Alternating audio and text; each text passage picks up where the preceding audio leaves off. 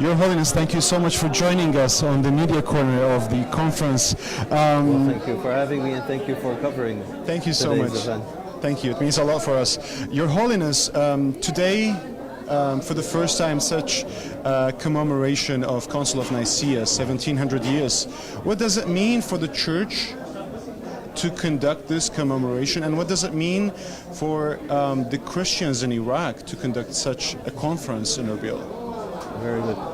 Well, thank you. First and foremost, on a global level, in terms of global Christianity, this is a momentous occasion because it is the 1700th anniversary, as you mentioned, of the First Ecumenical Council of Nicaea and the Creed of Nicaea, which is accepted by all of the Christian churches across the globe. So this is the most common denominator that unites all of us as Christians and the churches as well.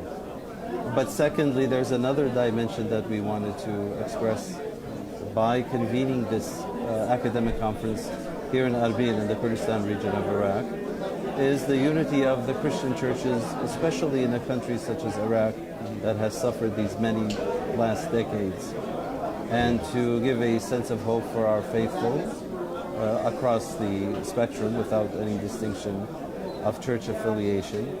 And I'm very happy that under the patronage of the Assyrian Church, because we had spoken about this in our Holy Synod meeting last year, to convene this academic international conference, which I believe is the only one that's been celebrated this year in all of Iraq to commemorate Nicaea. And of course all of the churches were present.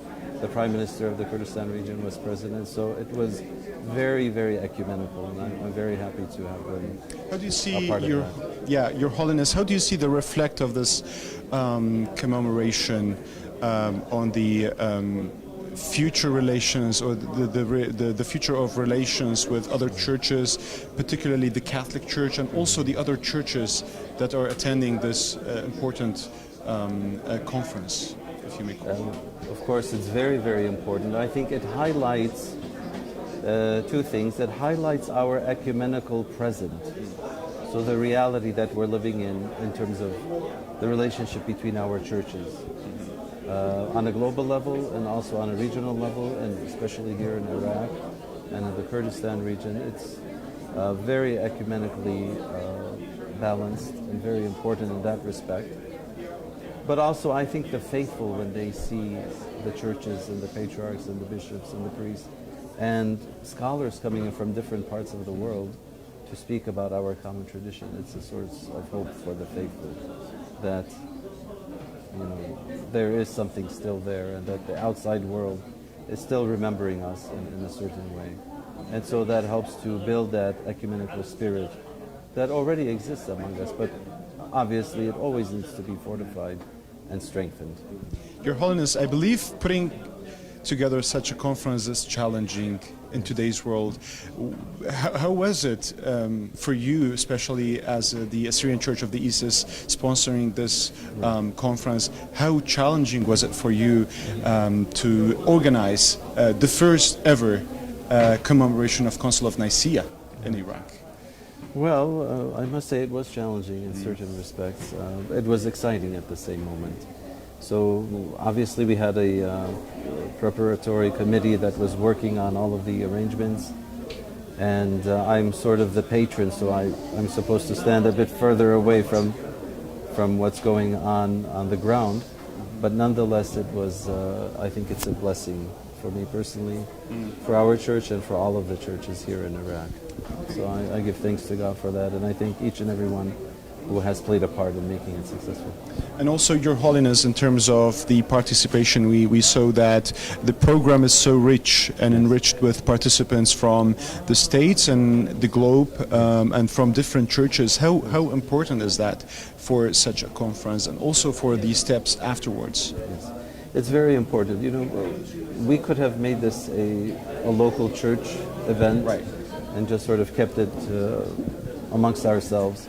But it was important to bring the international academic community, theologians and scholars that have studied for many years the history of the Church of the East, the common tradition of the Church of the East that we share in. And so bringing them here to Erbil, not to Europe, not to the US, not to other nice parts of the world where maybe people are more ready to travel to, but to bring them to Mesopotamia, to Iraq, to the Kurdistan region, to our ancient homeland as Assyrians, as Chaldeans, as Syriacs, where this church grew, its roots are found, and where its faith grew, I think is very, very important. And it's not just sentimental, but it's making a statement that our roots are still alive and well. Amen.